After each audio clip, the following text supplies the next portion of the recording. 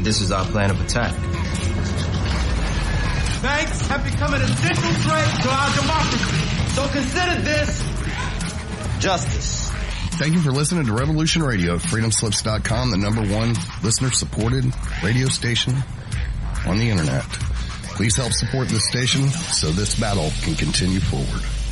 Revolution Radio!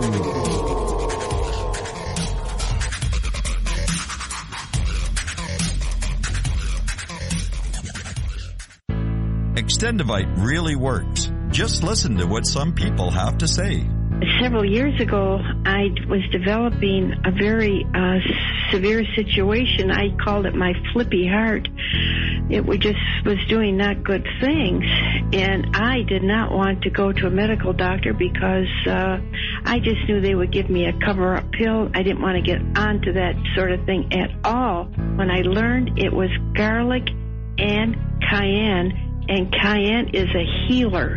It is a wonderful herb. I said, I think I'm onto something here. I'll tell you, I wouldn't be without it. It did wonderful things for me. Extendivite is only $69.95 for a 2-month supply of either capsules or liquid. Call now. That's 1-877-928-8822 or visit heartdrop.com. Extend your life with Extendivite. The opinions expressed on this radio station, its programs, and its website by the hosts, guests, and call-in listeners or chatters are solely the opinions of the original source who expressed them. They do not necessarily represent the opinions of Revolution Radio and freedomslips.com, its staff, or affiliates. You're listening to Revolution Radio, freedomslips.com, 100% listener-supported radio, and now we return you to your host.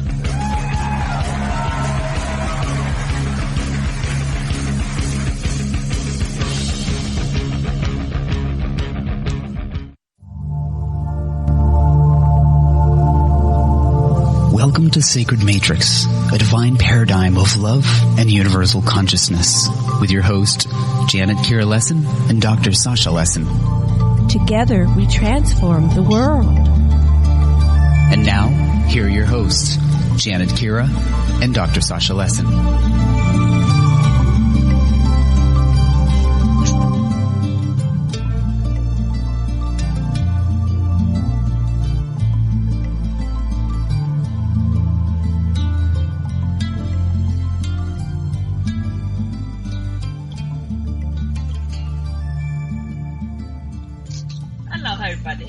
Welcome to the Sacred Matrix on Revolution Radio at revolution.radio. And I'm your host, Janet Kira Lessin, with my co-host, Dr.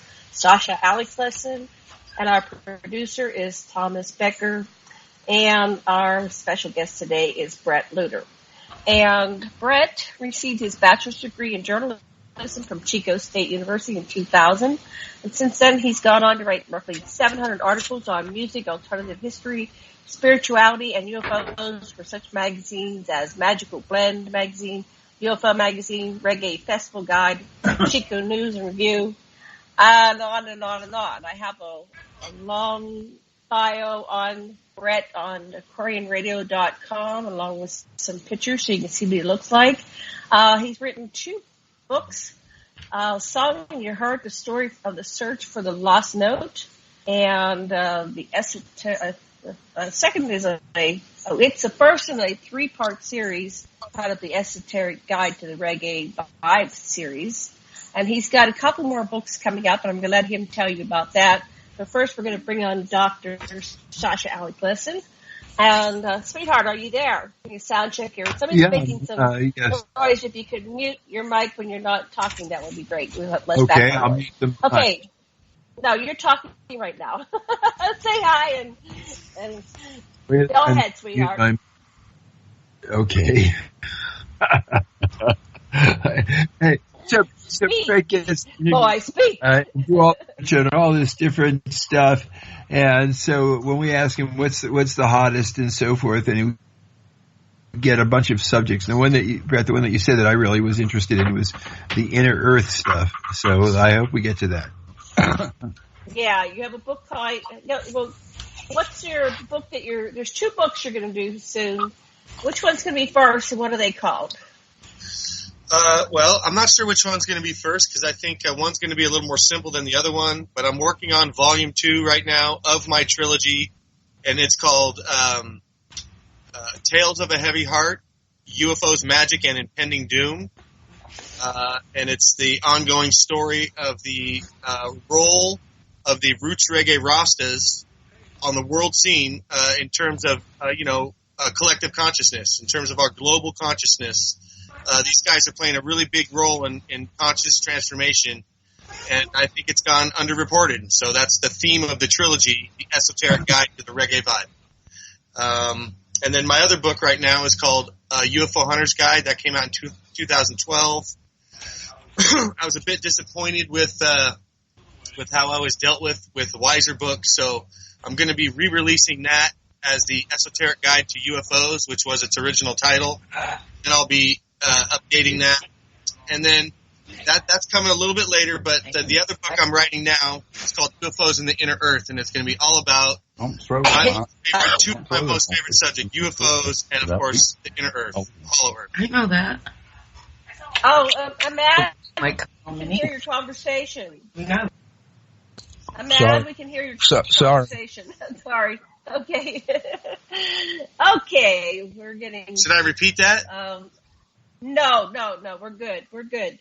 So, repeat the book you just mentioned, the second book, about UFOs in the Inner Earth or something like that? Yeah, that's I hope to have both books out by December, and UFOs in the Inner Earth, combining two of my most favorite subjects, UFOs, of course, and the Inner Earth, whether it's subterranean Earth or hollow Earth, those two subjects combined into the title Inner Earth for me.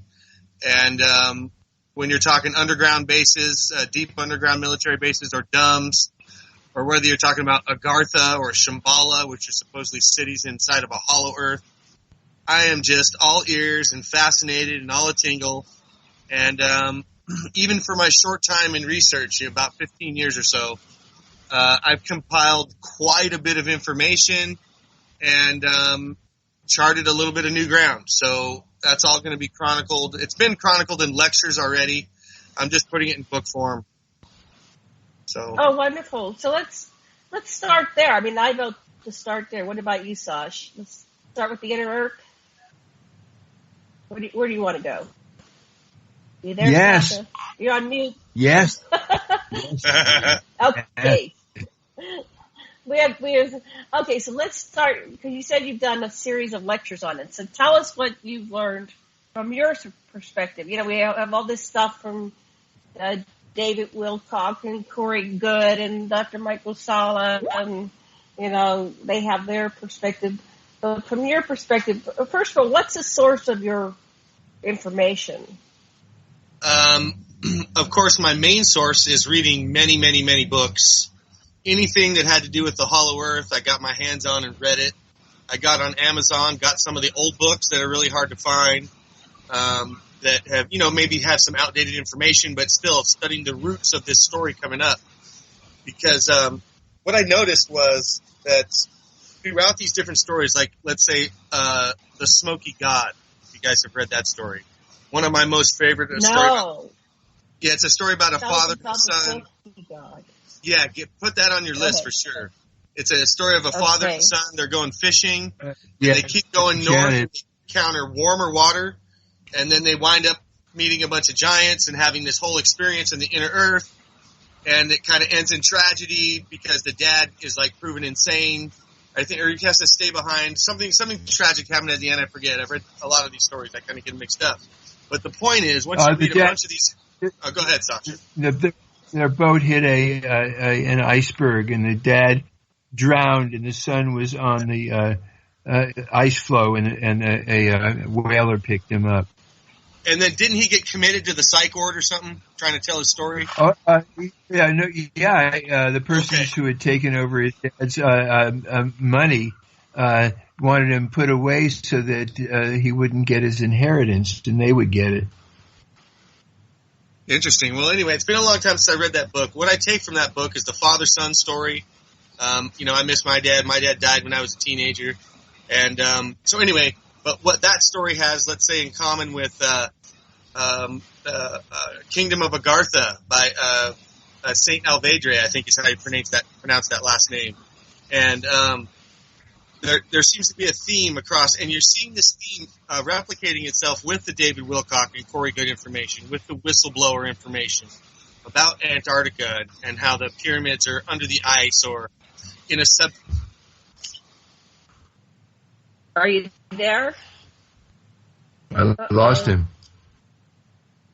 Matt, are you still there? Hey, he's showing still here. Okay, Bret. Maybe his voice is frozen under Antarctica. No. Bret, try hanging up and then rejoining the. Would that work, Matt? Hang up and rejoin like I have to do sometimes? Yeah, it might just be it. If you can hear me, then he should be, it's at his end. Yeah, we can hear you. Or do you want to hang him up and call him back? Matt, do you want to try that? Yeah, I can do that too. Okay, let's try that because we lost our guest. We don't know where he is. He fell down in the inner earth. Not good. Okay, see if you can revive him for us. While we're trying to get him, Sasha, you want to tell what you know about that story? Yes. One of the interesting things nowadays is that the glaciers named Thwaites and two others are great big things the size of Rhode Island. They're sliding down the melting ice sheet into warmer oceans, and they're going to make big waves, and they're moving faster and faster. And underneath these glaciers is the ice sheet itself. So, move back from the ocean. Find the high ground. Yeah. Time to get up. So, any luck getting him back? If you live in California, plant ice plant. It'll hold the coast. I've called him again, so. Yeah, the Olaf Jansen's story is fascinating, and they talk about giants and spacecraft. Whose story is that again? And elephants it's not just giant people. They have giant elephants and everything. It's like everything's jumbo. So you've tried to call him and we can't get him, huh? It's not working? No, it ain't letting me bring him in. I just messaged him and find out if he's all right. He could have lost his internet. Okay. It's just not showing he's offline. Oh, okay. It's not showing offline. I'm going to see if I can call him. He's typing me back now. Okay. Oh, he's typing back. You still have him. Okay, good. Alrighty. So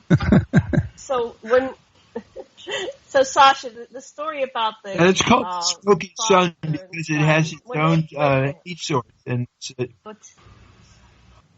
start again. I can't hear you. Hello. Slow down. There we go. He's back. Okay. Yay. Do we know what happened? Okay. No. What happened? I don't know. It just dropped. I don't know if it was on my end or what. We couldn't hear you, so I dropped to bring you back in. Okay. Yeah, I dropped at some point. For about a minute I was out. But I remember where I left off if you want me to continue. Oh, please continue. Yes, we're wanting to hear all about this. So what I began to see a theme of patterns throughout the different stories, where they had certain things in common with each other. And so, I really, back in the day, I hit myself in the head with this because I'm a public relations major at Chico State University. That's what my degree is in. It's a subcategory of journalism. And what I realized after reading all these UFO, Inner Earth books was that there's a public relations campaign going on.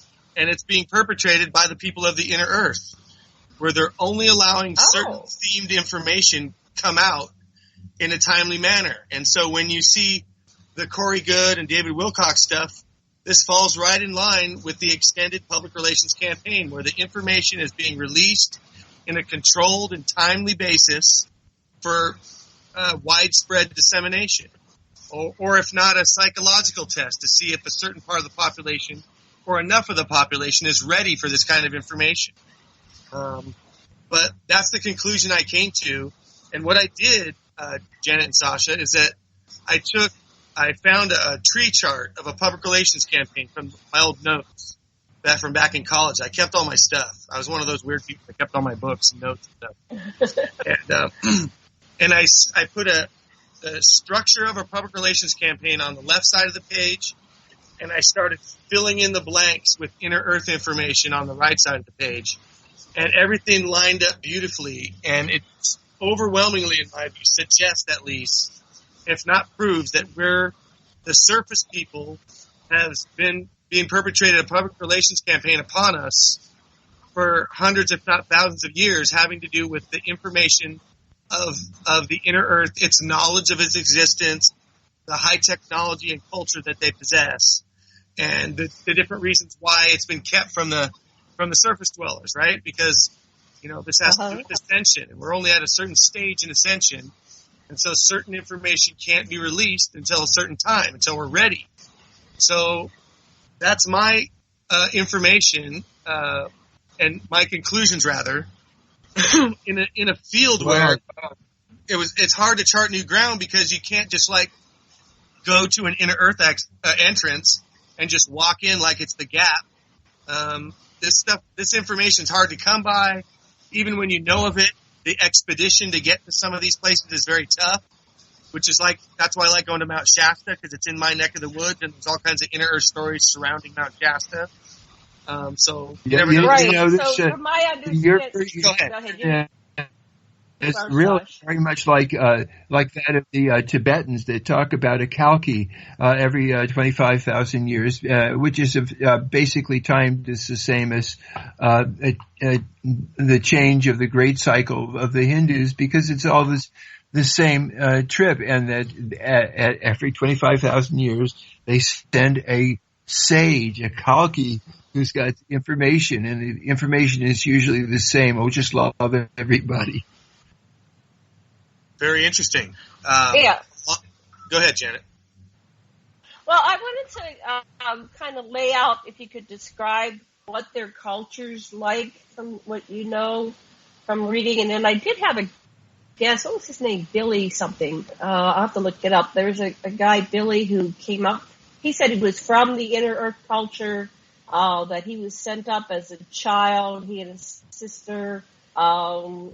I got to look up his name. You meant Colonel Billy Woodard? I interviewed him about 5. Yeah, I interviewed Billy about 4 or 5 years ago. And, does he put on his Lemurian crown thing in the interview on YouTube? This was just. Yeah, he has a Lemurian or. I know who you're talking about. Yeah.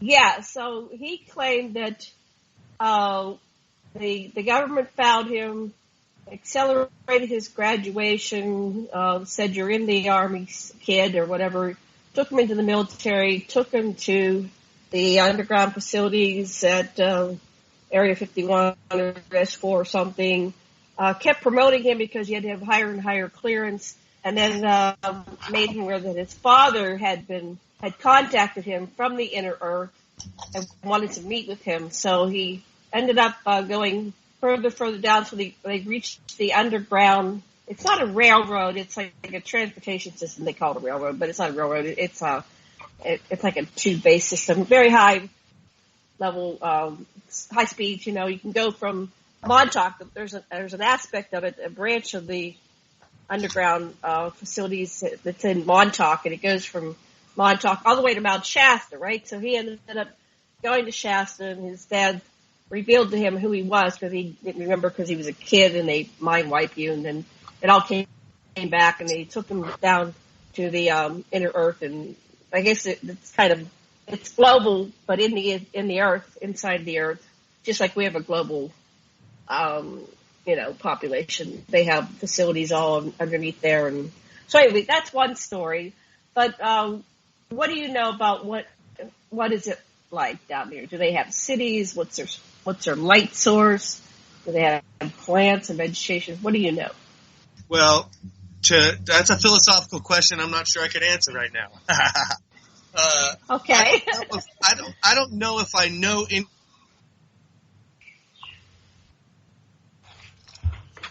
Uh-oh. He's gone again. So, but it's a philosophical question about what do you know? That's called epistemology. So you made of epistemoph of radio with that question. But what do you know is a profound question, and how do you know it? That's all. He was just joking with that, and that joke just took him right off the radio. Right again.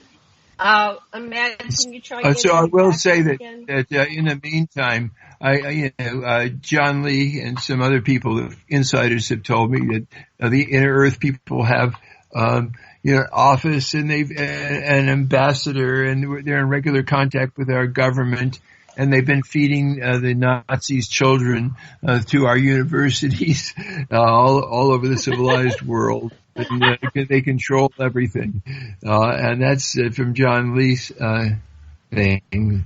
I got this from. How do you spell his last name? John Lee. Leah. Leah. Okay. Tell us a little bit more about John Lee. Leah. So the Botlanders are the ones that are basically in charge, and they're old Germans. And these are people, and there's lots of different other colonies, but in the Bodland-controlled area near the Antarctica, they've got anti-grav craft, and they allowed the Nazi survivors. Each SS man had a number of blonde Ukrainian wives, and they started their whole civilization there. And they had been joined. There was another colonization of Germans who had worked their way from South America through tunnels, through all kinds of underground caverns until they finally got to Bodland, and they were welcomed. And there's also Vikings that have a separate area. The Inner Earth is like a Swiss cheese. There's caverns all over and bioluminescent. They have an inner sun, which keeps everything right. They collect the money every 2 years and issue new bills. And they have a society that really works, according to their ambassador, of course, saying how cool it is. And there's quite an extensive literature on this stuff. Well, what about the Edgar Rice Burroughs version where they had dinosaurs and pterodactyls? Do they still have some of the beings that are extinct up here? Yeah. There's reptilians. There's all kinds of beings in the Swiss cheese of the earth at different levels of depth. There's portals all over the place. There's one in Chaco Canyon in the United States. There's one under in Iraq underneath Eridu. And there's one in the Great Pyramid in Giza, and the Valley of the Thrones in Bosnia and Romania is just totally rife with these pyramidal structures. They're all over the place, and they form a grid. Alrighty. His internet must be down because I've called him three times now, and I've texted him a couple of times, and he hadn't answered me either way. Okay, do you have his phone? I'm trying to get his phone. So I like to have everybody's phone because sometimes the internet is wonky. While I'm looking for that, Matt, what do you know about the Inner Earth and all the societies there? You've had a number of people on your show talking about the Inner Earth, right? Matt? Oh, yeah, I'm fascinated with it. It's one of those subjects I'm really interested in. Personally, I don't believe in a totally hollow Earth. I believe the Earth is like a sponge with a bunch of little caverns all over the place. Or like a loaf of bread. Like a loaf of bread. Yeah, the diagrams show it as being... Actually, I should pull those up. I have them on my site. They show it as, having an inner sun. That's their light source. Because apparently they have a sun like we do, and light, and they can grow food and all kinds of stuff. What would you like to talk about, honey? You and a Mad Talk while I try to find his phone number, okay? I'm going to look for it. Yeah, it just keeps telling me unavailable when I try and escape him. And you don't have his phone, huh? I don't even know. I'll check. Yeah. So, Sasha, what would you like to talk about? Well, so it happened about how from the historical accounts of about 1545, the Prussian gave 200 colonists, guys, armed colonists, and their wives and families a chance to become settlers on the king. He was hired by the Portuguese. The Portuguese king hired these people from Saxony. Okay, so they came over and they were going to take the Portuguese side of the river of the Amazon. On the other side are the Spanish, and the Pope had said that river is the division between Portugal and that's Brazil's side, where these Germans were. So they get there, they have like 3 ships or 6 ships or something, and the Indians attack them, and they burn their ships, and these guys retreat because they have weapons. The Indians can't get too close, and they take all their farm stuff and their carts and everything, and they retreat, and they see this great big cavern. They take shelter there. The guys with the blunderbusses cover their retreat. The Indians are scared to go after them in the cave. So they go deeper and deeper in the cave, and they find this bioluminescence. And they find a great big cavern with water that they can drink, and they can see things. And they have a village there, and they see there's all these little tunnels going everywhere. And so they start some other villages. In about 100 years, there's another one. They find big, beautiful places. Anyway, they have all these towns on the way. After a while, they find these people, and they're speaking old German. And these guys are modern, middle-aged, 1945 Germans, descendants of them, and they're all speaking German, and they're having so much fun. And the Bodlanders, that's the guys who are in charge, welcome them and give them a place, and that you can stay here as long as you're peaceful. But don't forget, there's peace here, and the King of Bodland enforces it. We mean it. And so, hey, what happened to Bret anyway? I don't know. We've lost Bret. I'm calling his number now, and he ain't answered it so far. I don't think that's his real number. Were you a part of the show before? TJ had because they were having problems too. What's that? They were having problems in the other show too. Oh, was he trying to Skype in there? No, he wasn't having problems. The whole system of Blog Talk was having problems. Oh, the Blog Talk system. Okay. So, for some reason I don't have his correct phone. But go ahead, keep talking. I'm looking. Well, they say that, a lot of the people that are there were the Arturians, the Atlanteans, when their continent sunk. A lot of them took shelter in different times in the history of the world. People took shelter underneath the earth when the earth is being bombarded with stuff in Noah's flood. The Greys took the Zuni and the Hopi underneath the ground until it was safe. Then they put them up in the area of Sedona, and then brought them down to the Four Corners as the centuries passed and the place had dried out. And so so all over the world there's all these things, and it's just the Nazis took shelter there.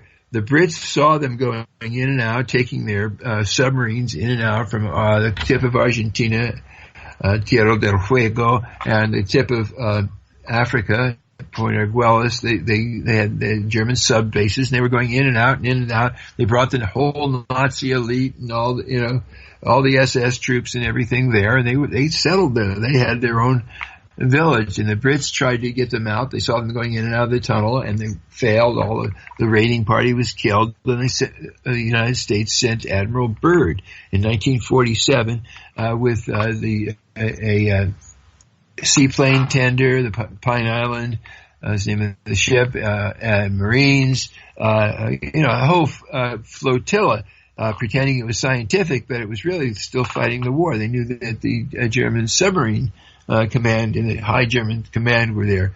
Hitler was in Argentina. Bormann gave him a castle, and he lived his life out there. But in any case, when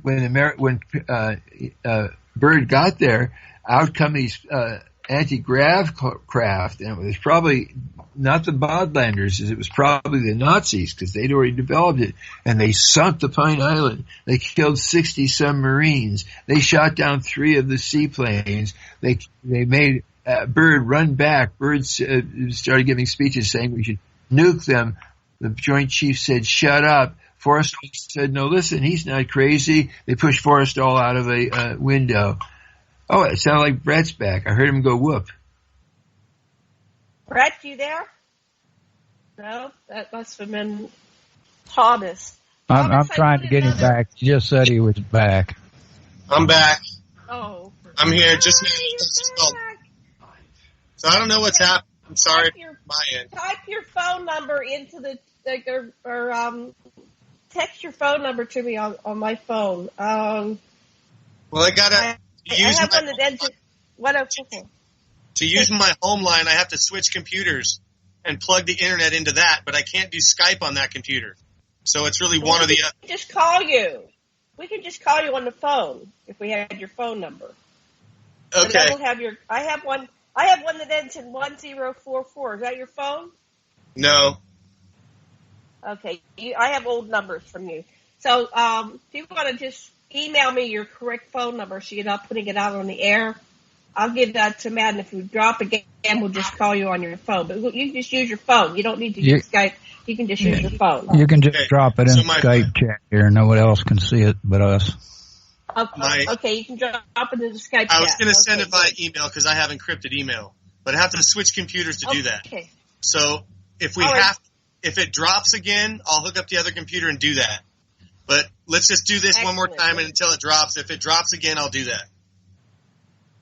Excellent. Okay. So sorry for the hassle with my end. We're waiting. So we're not sure what's going on, but it's okay. We'll survive. Okay, great. Back to you. Where were you before we dropped you? Well, basically, you were looking at the theme that you were looking at the theme that this all seems to be something, some propaganda sequence that was timed to prepare us for something or other. And it's fascinating. Okay. It's like a long-term plot. Yeah, you jogged my memory. Thank you, Sasha. I'm glad you were paying attention more than I was, apparently. But let's say, for example, when I went to interview Diane Robbins up in Mount Shasta, she was channeling supposedly this information from Adama, who is supposedly the mayor of Telos, which is a city about 1.5 miles beneath Mount Shasta, and it was supposedly founded by Lemurians who were escaping the collapsing of their continent. And so while it was flooding, they supposedly escaped to the high ground, which at that time, like today, Mount Shasta is still that high ground. Over time, supposedly, they were able to raise their vibration, work through, I'm guessing, some of the issues that our society's working through right now, and were able to raise their vibration, and they live supposedly on a different, a little bit higher of a plane, like in a different channel, but a little higher up in vibrational and a fine frequency. So what this gentleman, I guess, by the name of Adama, who's supposedly like 30,000 years old, is telling Diane Robbins is that the surface humans are asleep.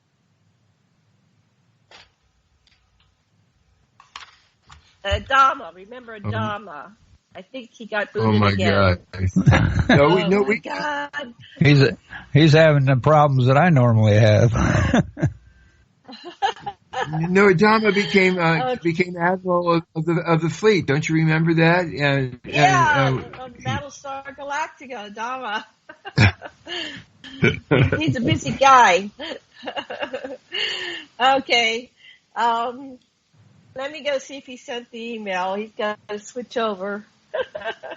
It's really good to have your phone number and your Skype number, people, when you're on a show, because I don't know what's going on. I think Mercury's retrograde, but there's got to be a lot of other. No, this is a comedy. We're really very efficient, and what we decided we'd do is we would model what a bumbling group of people we were but we're not really. We're really competent. We're just doing you to show how bad it could be if we weren't so competent. Yeah, we're not that good at stalling. Oh my goodness.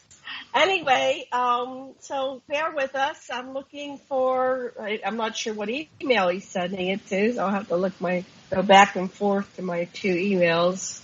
Anyway, so how's the weather? I was on the chat and they were having problems on the show, I guess, the last few days. Mad, is everything back up and running okay?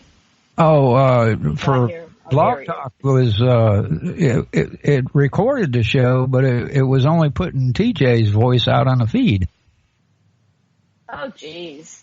Yeah. Well, we figured out what it was. It had to do with her, Skype. Oh, her Skype. So it's all Skype she was trying related. to run it through her Skype for the first time. She had never done it before. Yeah, I joined him just to help out there the last 30 or 40 minutes. Well, I'm glad you helped out, but now we've got to get this one going. I don't see any email yet, but I'm not sure which email he's going to send. I keep trying to call him. Okay. And then, is everything done on the new server for Revolution Radio? Everything's up. Everything's fine over there. Oh, good. Good. We were it was just Blog Talk having problems. They do once in a while. They do. Okay. I don't see a new number for Bret. Waiting for the email. Okay, so Sasha, can you do a song and dance first while we're waiting for the email from Bret? Sasha doesn't sing on tune, so you don't want a song from Sasha. Okay, well, let's look at this inner Earth phenomenon for what I know. And I don't know as much as everybody else does. But I'll tell you, when I was a kid, I used to travel there astrally all the time. It was like I was trying to find something. And I would go out my crown chakra, and I'd do this 3 or 4 times a month. And I'd walk astrally. I'd walk down the hallway, through the living room, through the dining room, to the kitchen, to the door to the basement. I'd go through the door to the basement, all the way down, and then there was a gateway to the inner Earth, and I'd go down. The first thing I'd go down this long, it was carved out of the rocks. It was all natural formation, and I'd go down these steps that were carved into the rocks, and I'd go down into this big open cavern, and I'd walk through the middle of these giant vats. Like, they were the size of a truck, a huge truck, the double-decker trucks, right? And they were on their sides, and they had these handles that no human hands would ever manage. So it was the giants, and then the cobblestones were giant-sized cobblestones. They weren't the size of our bricks, so everything made for giants. And I heard this drip, drip, drip, and there was this liquid. And most times I just walked through, and there was some kind of illumination. There were no light fixtures, but it was like the walls would glow. But it's darkened by the illumination. And then I'd keep walking, and then one time I thought, what is that? Is that beer? Is that wine? Is that blood? And so I put my finger in it. And I thought I'm in my astral body, right? I'm not there. And I don't know how I knew about astral and physical bodies as a child. I was a child, but I put, it was on my finger. And it certainly looked like blood. So, fast forwarding to the stories that some of the experiencer ET contactees have with into the negative aspect of this ET contactee phenomenon, they're saying there's vats of blood in human. So it could have just been beer or wine and it just got sticky. But to me, I don't know why I thought, oh, that's blood. But then I would keep walking and, you know, moving around that, and I'd go further until I found this room.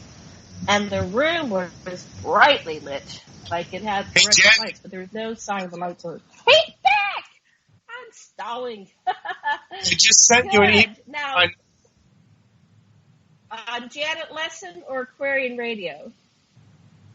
On whichever one we've been conversing on. I think it's Aquarian Radio. Okay, I'm refreshing it to see if it's there. All right, so there it is. All right, got it. Just call me on that. In the chat for that.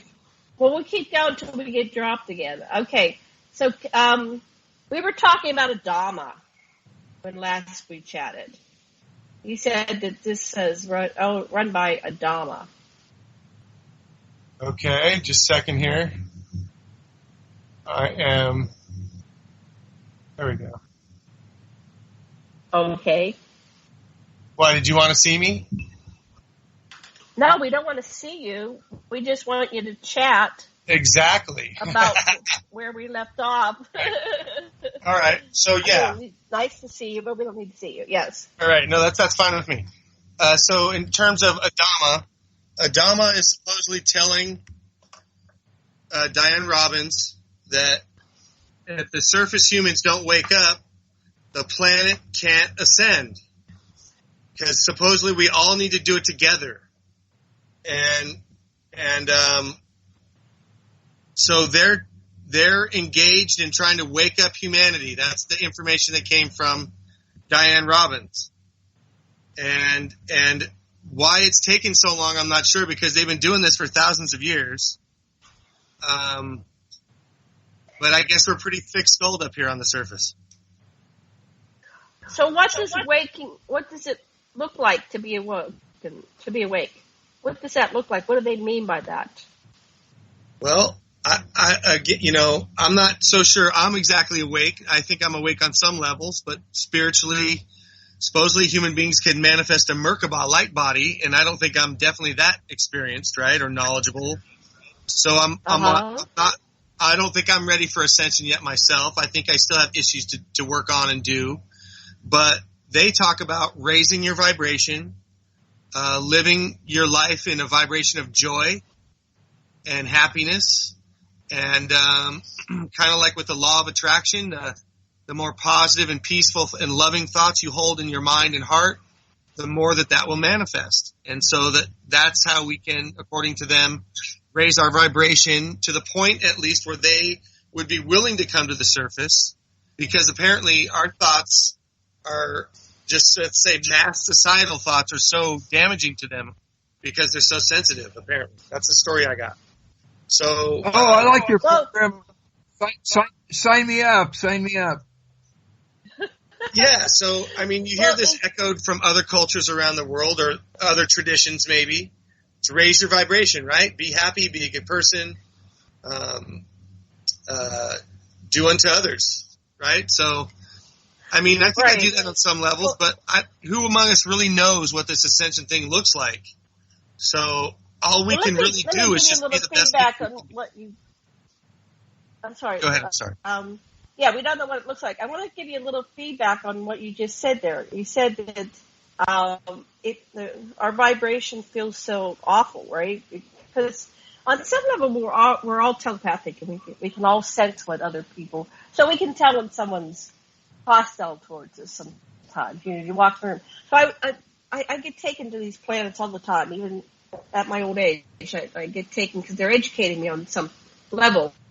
And last week, a couple days ago, I was on a planet, and the vibration, it must have been an ascendant planet, because you're totally relaxed. And in our society, we don't even notice it. We're so immune to it. We're so desensitized, but we're actually kind of like on alert all the time. We're in a crowd, we're walking, and we're getting these negative thoughts or positive thoughts. We're just getting all this vibration coming towards us all the time. You know, if you're driving your car, you might be getting the vibe from the neighbor that's cursed, the guy in the car down the road that's cursing the other car that pulled out in front of them. So you're feeling all this because we're all sensitive on some level. We're feeling it. So I was on a clean planet that didn't have that anymore. Everybody was ascendant, and all they thought was nice thoughts. And I was walking around, and when I ask questions when I'm on these other planets, I go, what's going on here? Why does this feel like this? And they explained to me, just what you said, that, say that again, you said they don't like coming up here because, you said it so eloquently. Say that again. Say that. Our vibrations are too coarse for them. Too coarse, yes. Too coarse, too hard, too texturous, too heavy. Too heavy, right. It's dense. It's dense up here. It's dense. So the other day I got to experience that, and it's like, it's amazing. If we just all lighten up and get over. And so how do we do that? Is there any instruction? I mean, I received some information, but maybe you have too in your studies. How do we get out of this negative vibe? I think it's one of those general consensus things that, the metaphor is to raise your vibration. And, according to Pawnee Seedsman Scott Walking Buffalo, who was in my first book, he said that you bring the family together around the hearth and you create joy. And that's how you live in a high vibration. So, pretty simple, huh? Yeah, pretty simple. I think it's easier said than done for everybody, for a lot of people. Do you have any, Sasha, do you have any techniques for joy? Well, I have a different way of looking at things. That the challenges are just part of the play that we have to react to, and so rather than S within, so without, and so above, and so below. And so what I look to is, do I have parts of myself that need to be coordinated and to be able to synergize rather than to and be caught at a level. So so I have this whole way of thinking it's perfect now. I know that doesn't sound good to a lot of people. I think things are just as they should be for this point in our evolution, where we're getting to see what challenges we need to transcend in order to it's the best of times and it's the worst of times, and this is the time we've got, and so it's all perfect. That's what I think. All right. So back to Bret. What else is in your book? What else do you cover? Or are we complete with the inner earth part? Or is there more to tell? He just fell off. Okay, you try calling his number. We got his number. I put that in the box there. So while we're trying to get him back, I got a download. I get downloads all the time, and people don't know what that is. But when you get a download, you just know this is something way beyond third-dimensional physicality. It's like Magic Jack customer you have called is unavailable to take your call. Please leave a message after the tone. Hey, Bret, we're trying to reach you. Oh, my goodness. I done hung up. I'll try it again. Done hung up. Alrighty. Fun. Anyway, so in my download, one of the instructions I got. Hello, this is Bret. Hi, Bret. Are you there? Hello, this is Bret. Can you hear me? Yeah, I can hear you, but barely. Just barely. Okay, we'll just let you talk. Go ahead. Continue your story about what's in your book. That's a dangerous thing, Janet. Listen. Yes, I know. We'll interrupt you. I can hear you. It's just you're faint. Okay, but go ahead. Okay. Continue where you left off, if you remember. I think, Sasha, do you remember where I was? No, so much has transpired since last we talked. But what we're looking at is things. What we're really looking at is the themes that can if you can do it within yourself and feel loving oneness and compassion and share a field of consciousness with the people that you interact with, it's contagious and it changes the whole structure. And if a certain percentage of this perturbation occurs in the system, you're no longer trapped in the system, but you've transcended it. But transcending it doesn't mean that you give it up. Competition, for example, gives you great sport. Everybody loves sport, and so you don't have to get away from competition. You just need to embrace both cooperation and competition. And it's like that with everything. The problem that most people do is they're caught in a demonization of whatever they think they ain't, but whatever you think you ain't, that's what you are too. And once you dig it, then you transcend it. Dig it?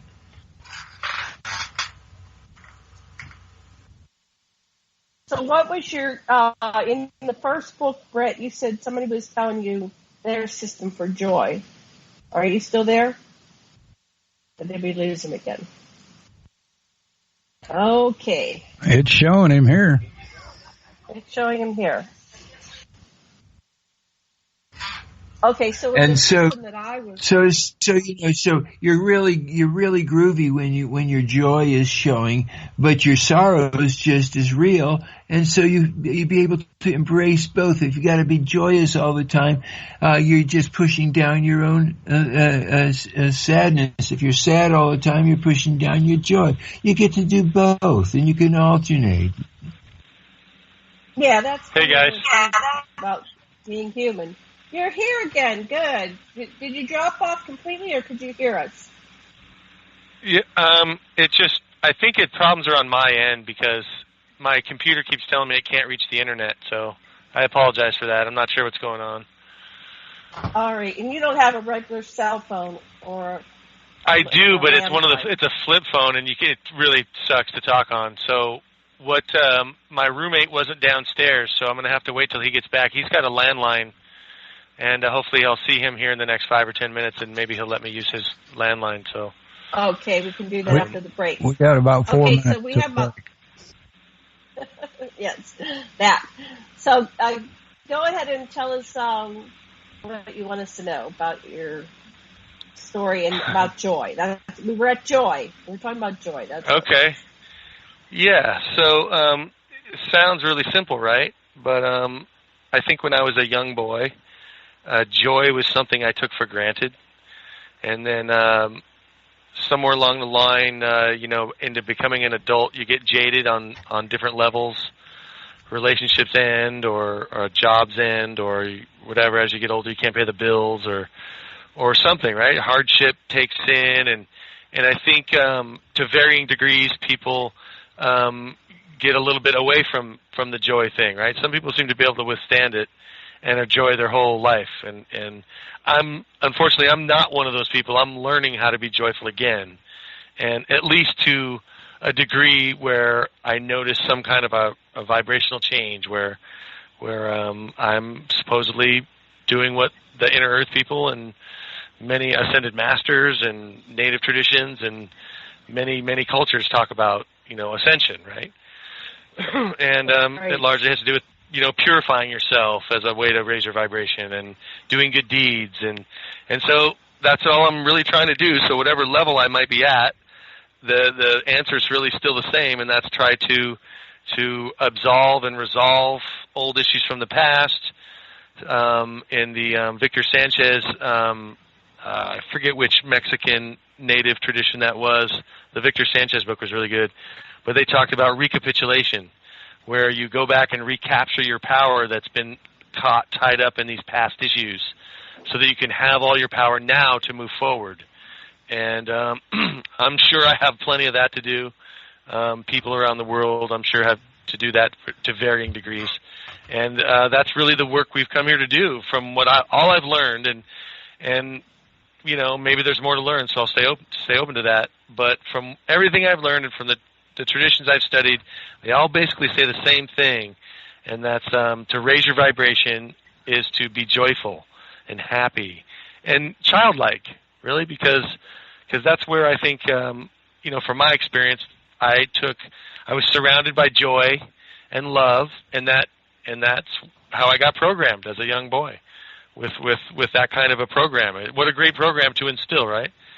And then, as you get older, you get things go wrong, and you get jaded over time. So for me, at least, and hopefully I'm not the only one, but for me, it's about recapturing that old energy and trying to, let's say, stay in a state of gratitude, right? And so, we've talked off the air about certain things, and this is a real test for me these last few years to try to stay more in a state of gratitude, considering what's going on in my external world.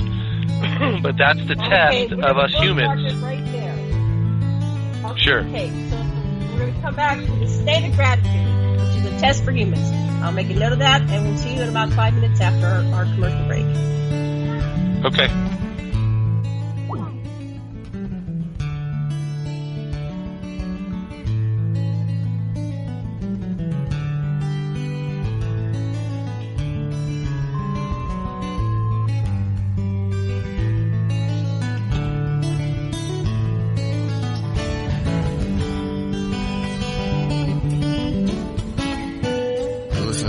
Radio at freedomslips.com. We'll be right back after this message.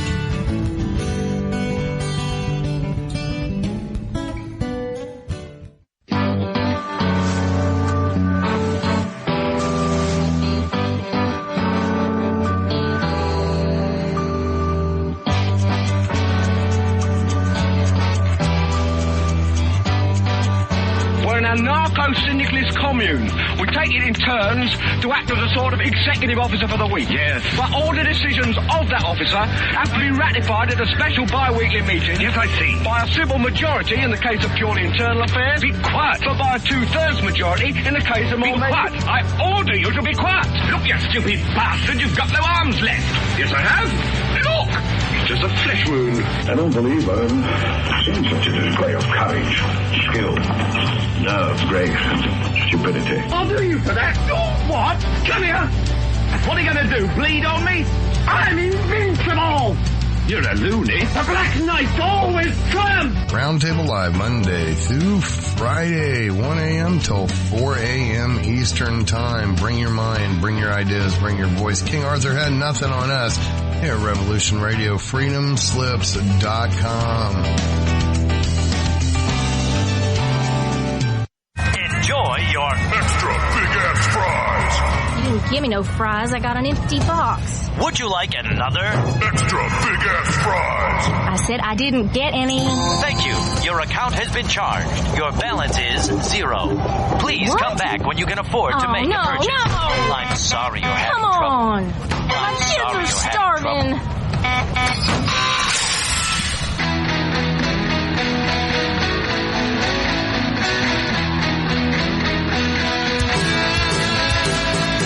Thank you for tuning in to Revolution Radio.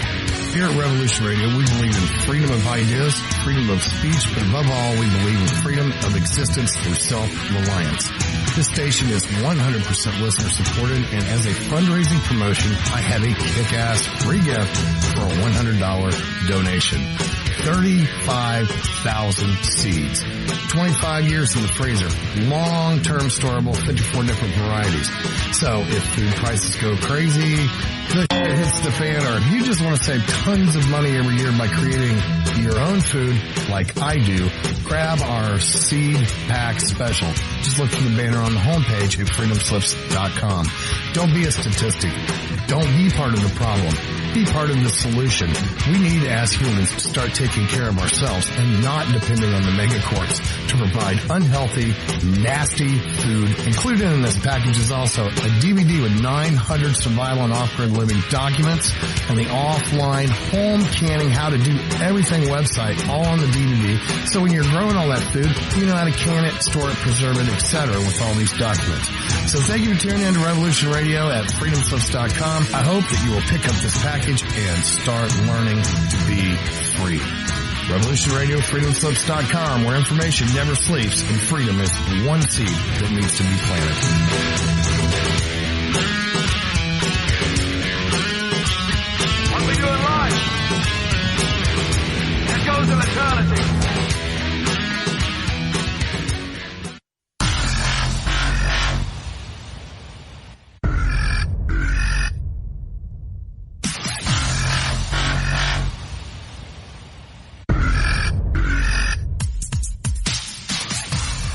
Thanks for tuning in to Revolution Radio. Here at Revolution Radio, we are listener-sponsored and commercial-free. But there still are bills to pay. In order to raise some needed funds to cover the cost, our station is offering a silver special. In the continental United States for a $60 donation, or in Alaska, Hawaii, or Canada for a $70 donation, we will send you an uncirculated 2018 1-ounce pure silver Eagle. The $70 donation, the extra 10 is to cover shipping, by the way, outside of the continental United States. When making the donation, you must put Silver Eagle promo in the notes on the donation. And thank you for tuning in to Revolution Radio at revolution.radio and freedomslips.com. Without you, there is no us. Revolution Radio, where information never sleeps.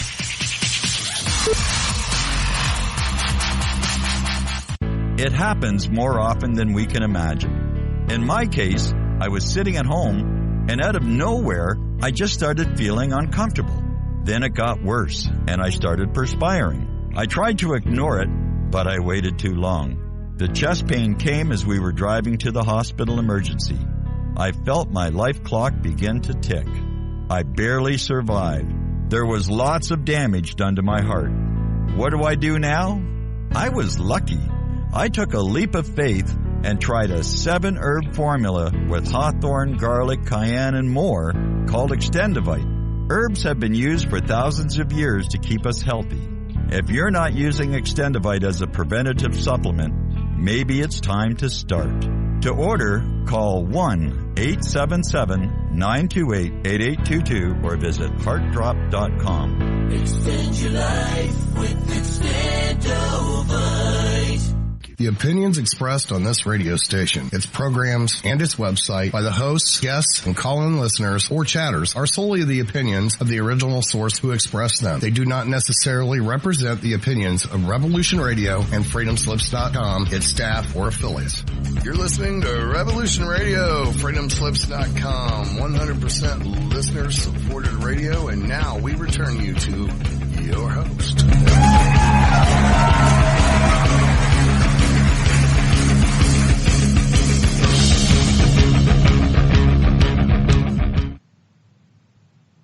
You are live. Okay, aloha. Welcome back to the Sacred Matrix. I'm Janet Kara Lessin with my co-host, Dr. Sasha, Alex Lessin, and producers, Thomas Becker. Our guest is Bret Lueder. We're having a lot of technical difficulties. We're going to get him back here in a moment. But before we get back to our show on Revolution Radio, I'd like to remind everybody to go over to that donation button and make your donation this week, because we really, really need your donations. We always do. And that helps us stay on the air. Mad Pager, how are we doing with our fundraising efforts? Well, we need $25.50, and we got $825. That's $17.25 to go, and we really need some money in the next couple of days because of major trunk bills due for hosting. So please donate. Okay. Yeah, please donate. Please, please, please. Okay. And we don't have Bret back yet, but you're trying to reach him, right? And we didn't get his landline phone. So I don't know what's going on there. But anyway, hello? Sasha, we're going to He's pass joining us back. Gee, there's Bret. Okay. I'm going to give you another number. Okay. I'm going to give you the landline of my roommate. Let me see here. You ready? Okay. Yes. It's 530. Is that okay? Okay, 530. Uh-huh. That's all right. 384-2183. 2183. Okay, cool. Yep. So if we lose give me 2 minutes. I'll call you on that. Okay, you okay, want give me to 2 call minutes. that I'll be down there. We could do that. 2 minutes. Okay, 2 minutes. Okay, bye. So, Sasha, Dr. Lessin, hi. Welcome back to the show. What are your insights? Yes, hello. Hello. Yes. Well, first of all, anyone that heard that telephone number of the roommate, you will forget it now. You will not remember it. It will be erased. We're going to erase that. We just erased it. Okay, so next subject. Go ahead. What did you do you wanted to say something. Okay, well, what I had thought, if we were to go through the same hassle of losing our speaker, that I would like to rap about the drawing, the fateful drawing that set everything for humanity in terms of our makers. And it's a story that originated back on the home planet of Nibiru, where our makers came from. And there was this king, he had his name was King Alalu. And he had a cupbearer who led a revolution, and they fought in the streets, and Olalu jumped in a rocket ship and flew to Earth, and on Earth he landed in Iraq, of all places, at Bachelor, and he's found gold there, and he aims his missiles back at Nibiru and said, "Restore my kingdom, or I'll blow you to bits, and also I have gold here that you guys need to save the planet, so you better give me back my crown." Well, back on Nibiru, the king who had... Oh, here, it could be continued. See, I knew you wouldn't be able to do your whole story, but go ahead. You're back. So, can you hear me okay? Take it away. We can hear you. Take it away. Okay, start anywhere. These little breakup bugs. Okay, we were talking about the state of gratitude, which is a test for humans. The state of gratitude, which is a test for humans, is what we were on before we went to break. Okay. Yeah, well, I think that's why we're here. Where if you adhere to the view that we chose to come here at this time, that was a big hurdle for the different reasons to come down here. I think there's a list of reasons. Each person has their own spiritual contract, which is why we're bound in the flesh. That binding has a list of terms, and maybe a bunch of us come here to ascend. Maybe we came here to do other things before ascension, to prepare for ascension in the next life or something like that. That's kind of how I look at things. And so I don't really know exactly what it looks like, and I think that's what I think has a lot of people confused. I think all we can really do is try to work on ourselves, and wherever the chips fall is where they fall. If it's not this lifetime, it's going to be the next one. So there's nothing really to stress out about. Just be yourself, try to do good, and be happy and joyful, and stay out of the way of the police and stuff like that, and false flag events and that kind of thing, in wars, and you'll probably do pretty good. Run away. Yeah, it's hard to avoid that nowadays. But I mean, it's a harsh environment. Do run the other way from gunshots. We're living in a harsh environment, and it's harsh on many levels. And that makes a human's greatest challenge, in my view, is to overcome their emotions and to be healthy and balanced. I think that's challenging for all of us on varying levels. But I would say that's what all of us have in common. Who knows? Maybe there's incarnated people that are on the super level and they become the Tibetan lamas or something like that, right? Or some high priest somewhere. But I think most of us are all trying to just do the best we can in whatever step it is we're on our path. And that's all you can really do. And in between then, just try to have fun and create celebratory vibes. That celebration is a high vibration like joy and happiness. Big festivals like Reggae on the River, for example. The legendary Reggae on the River, I think it's in like 35th year, something like that. And the local natives come together with the Rastas, and they are literally showing the people how to do it. You find the commonalities between yourselves, and you build a relationship based on that. And in the name of peace, and then sharing and abundance. And I think if our world is going to interact with other worlds, we have to learn how to do that here on Earth first. And for me, that would be one of the tests that we'd have to pass before we could ascend. We'd have to demonstrate to the universe that we can work together and be peaceful. And so far, as a collective group of humans, we haven't been able to show that so far. Right.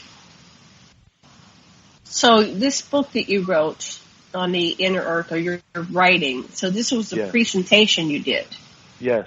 So where else does it take us? So you have this concept of transcending, becoming conscious, and we're evolving, and then the inner earthers were going to be able to walk among us. Are they saying there are no extraterrestrials? It's all interterrestrials, or do we have both?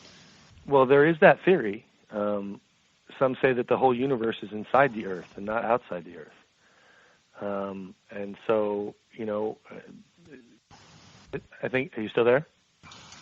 Yeah, we're listening. Yeah. Okay, we're great. listening. I just heard a beep on my phone. Anyway, so I think it's the Hopi that say, or maybe it's the Maya that say that the world is an illusion, and that when we're asleep, that's the reality. When we're awake, that's the dream. So I think what we are is we're in a really bizarre situation here on Earth, with the different possibilities and the varying differences of perception from one person to another, the different definition of words and the usage of symbols. We're in a really tricky spot, and so when I look at it from that more of a Fortean type of a viewpoint and the absurdity of where we find ourselves,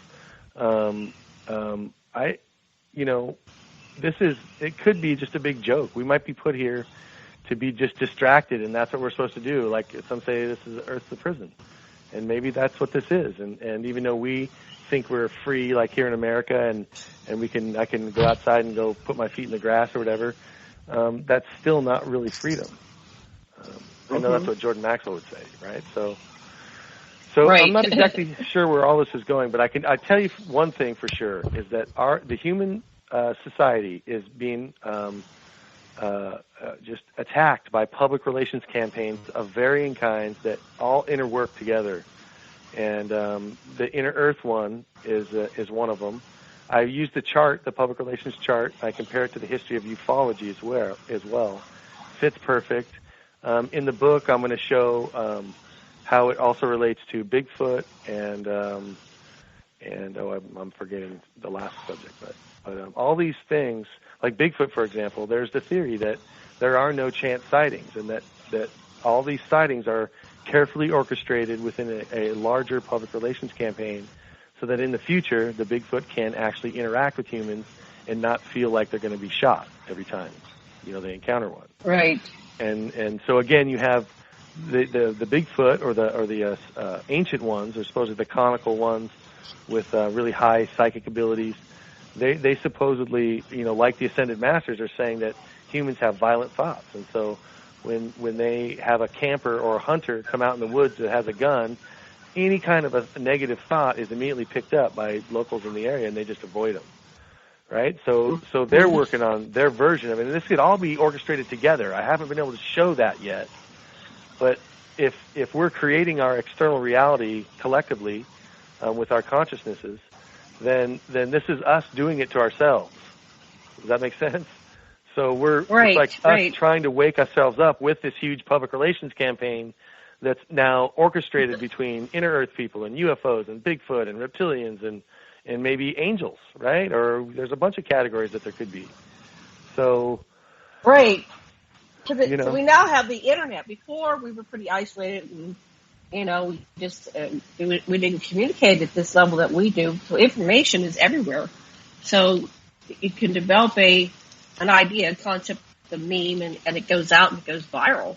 And before you know it, you're changing reality by these concepts. So these people could be communicating with us through these, through our internet, through our phones, through our media, by, somebody remotely living in the foothills of Alaska, and they see a Bigfoot, and they've captured it on film, right? And now they're spreading it out as a YouTube, and it's accelerating, because now if you just go Bigfoot encounters on YouTube, you'll see all kinds of stories. That's right. And they'll say, I was camping, hiking, the one lady, her canoe tripped over, they rescued her, they kept her safe from the wolves.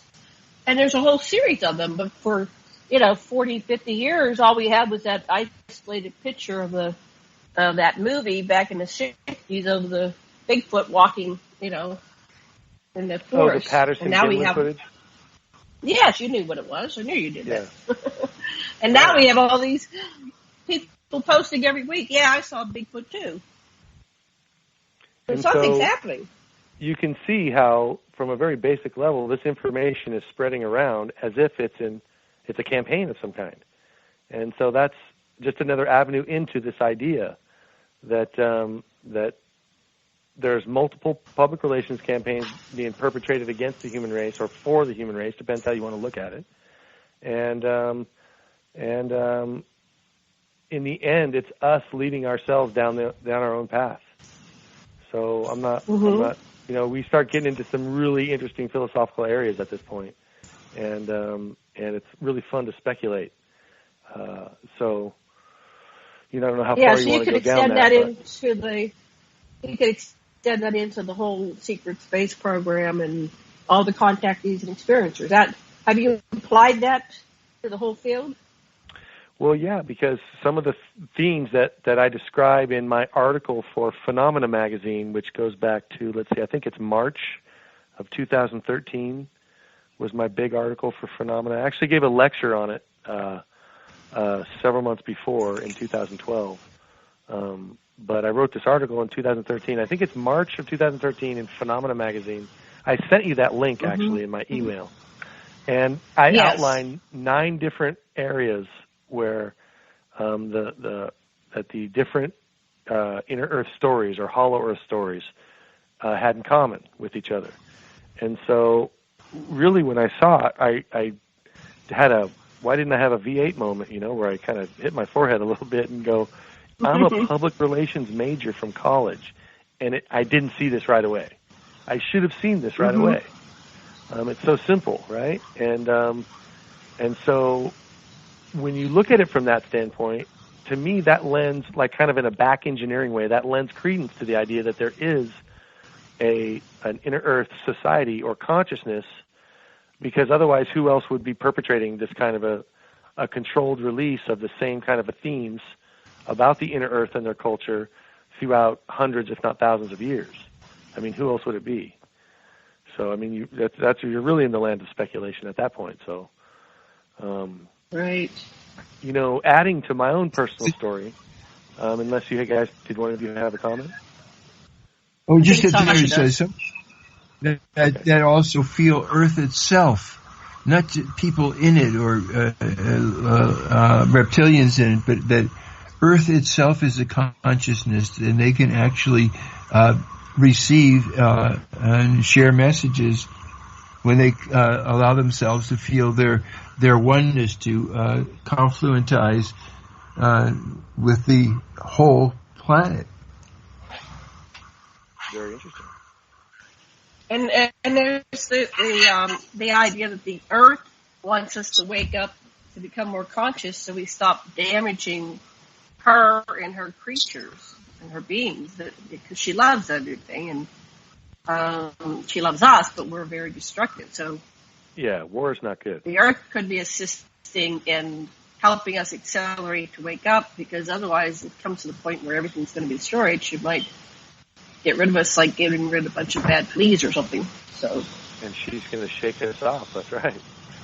She'll shake us right off. The idea of these terrible wars was the ability to develop a machine, artificial intelligence that could maximize life on the planet. So every life is worth living. Every light gets to shine. That's where it leads you to. That can be done by the computational skills that we've developed with the awful stimulus of war and violence. Right. Janet, you mentioned a few minutes ago about maybe beings contacting you through a device or something. I forget what it was, why you were saying that, but it reminded me of a couple things. One, Diane Robbins channeled the Dhamma through her computer. That was one of the things. And also, one of my favorite Inner Earth stories is the Richard Sharp Shaver story. And are you guys familiar with that story? No. Okay. Do tell us.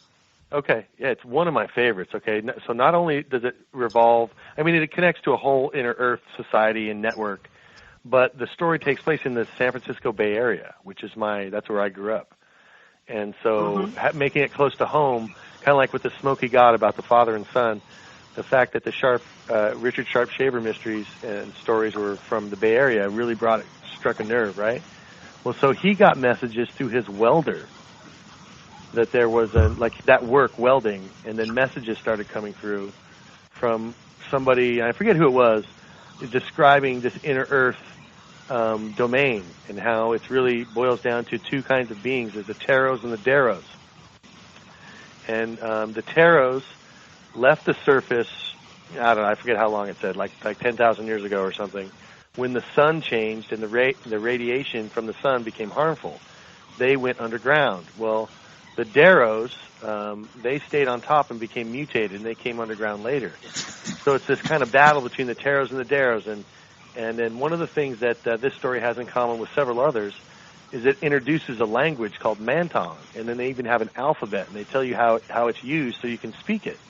And so when you'd see a word that we would call a word and just read it as a word, in Mantong, each letter would mean something, and it would spell a sentence. And so one of the examples that the book used, and I think I first read this in the David Hatcher Childress book, I Remember Lemuria. And then the Richard Sharp Shaver stuff was there. Since then, I've read a couple other books, but the word that they used to describe it was Trocadero, which is a famous street in San Francisco, and Trocadero is Trodero. So the way you would read that is T-row sees a D-row. So a Taro sees a Dero. So it's interesting how, language just fascinates me on its own. But the way that the culture of this society came out in those stories, there's not as many other stories that have their own language. I think Kingdom of Agartha brought forth a different language, Vatinian or something like that. I might be getting that wrong, but in the Sharp Shaver mysteries, the Daros, who are more evil-minded because they've been corrupted by the sun more, they would shoot rays to the surface, like mind control rays, and they would cause car accidents, or they would cause women to become sex slaves, or they could control governments that way. And so when you look around the San Francisco Bay Area, there's at least 5 streets that have the word Daro in it. And so I'm thinking to myself, wow, is this just a writer that's riffing off of different things that are already in the Bay Area, or are these things in the Bay Area examples of this inner earth culture and language? So this is one of the reasons why that's one of my most favorite stories, inner earth stories. Wow, and interesting. He communicated through the welder, so that's what brought the song, that subject up. Wow, so the welder, the welding equipment was speaking to him, or was it telepathic? Or somehow, well, it's an electrical unit. So somehow a vibration was created. I forget. It's been years since I've read the story, but I did republish the story in my 2-disc DVD set called Inside Mount Shasta.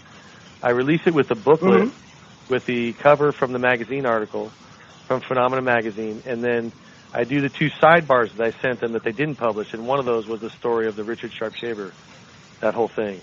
And so what I've got cooked up right now, I'm really excited about this, is I've done some ley line maps using the Bruce Cathy and Rod Malpin GridWorks World Grid computer mapping program. And I did that in my first book, Song in Your Heart, Story of the Search for the Lost Note. And some interesting results came, and I tried it in 4 different areas. Well, I'm doing a ley line map in San Francisco and comparing them to where the Darrow streets are. And let's just say some interesting information's already coming forth. I haven't even completed the map yet, and I can already see that it's going to be pretty interesting. And what does the word Darrow mean? Darrow and Tarot are short for interrogative and derogative, or interrogatory or derogatory, meaning one is integrative and one is disintegrative. One is living in the light, the Taros. They went underground earlier and weren't corrupted by the sun's rays.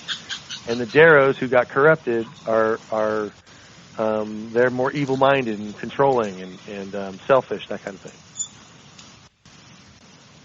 Wow.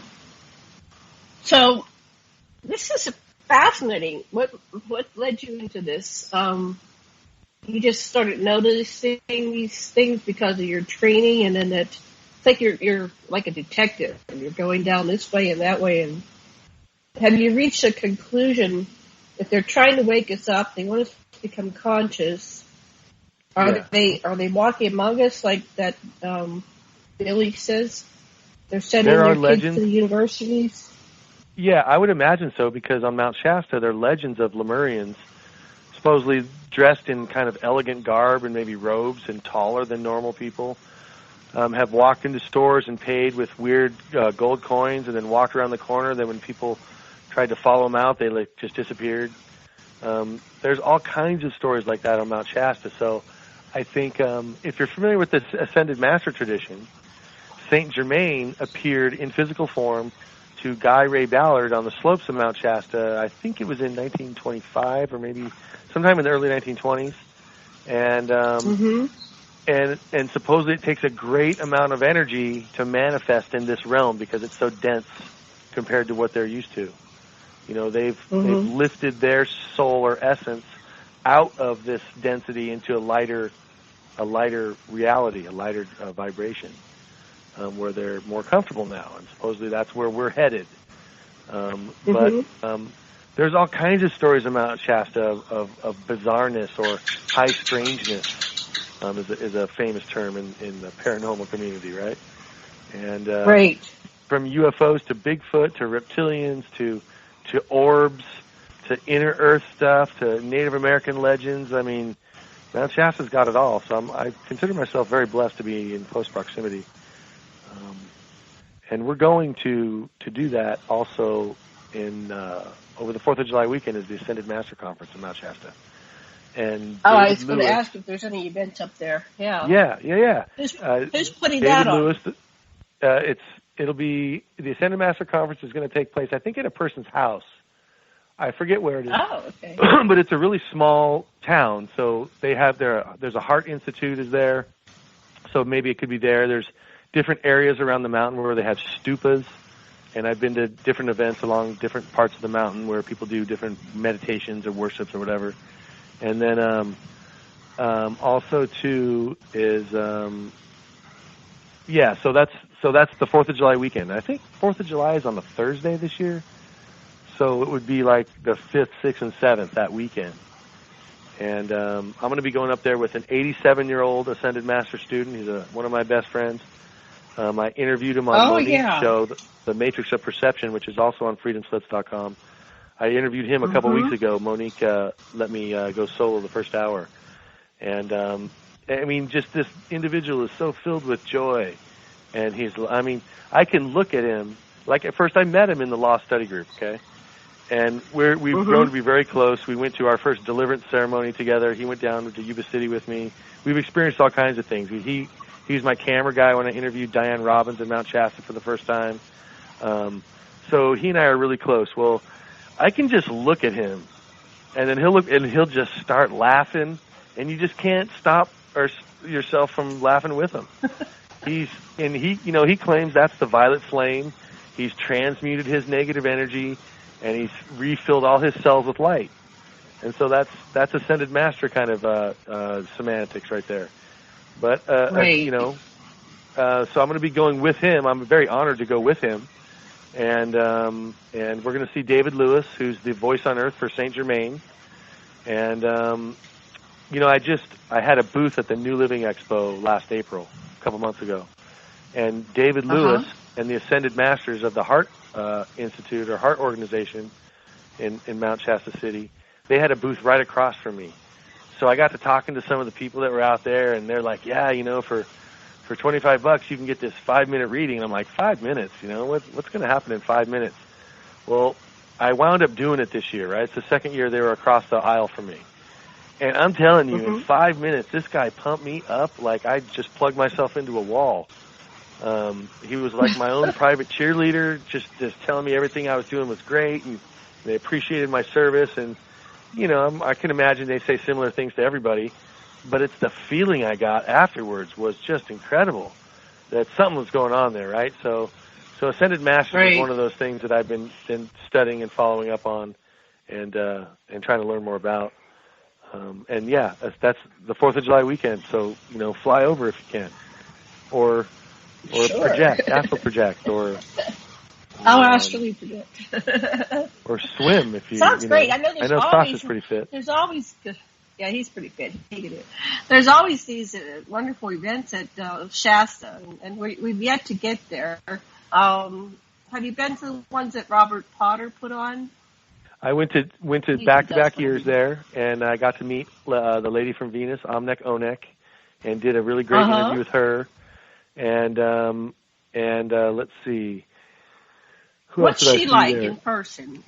Does she have a different vibe than a regular person? Well, I think that's a really great question, because she's kind of a dichotomy. Here she was. Out speaking. She doesn't speak very often anymore, but she knew Rob Potter, and I think she works pretty cheap, or did a favor for Rob Potter, because I'm pretty sure he wasn't paying very much money, if any. But she feels like she's at the end of her journey, that she's completed her mission on Earth, and that when she dies, she's going to go back to Venus.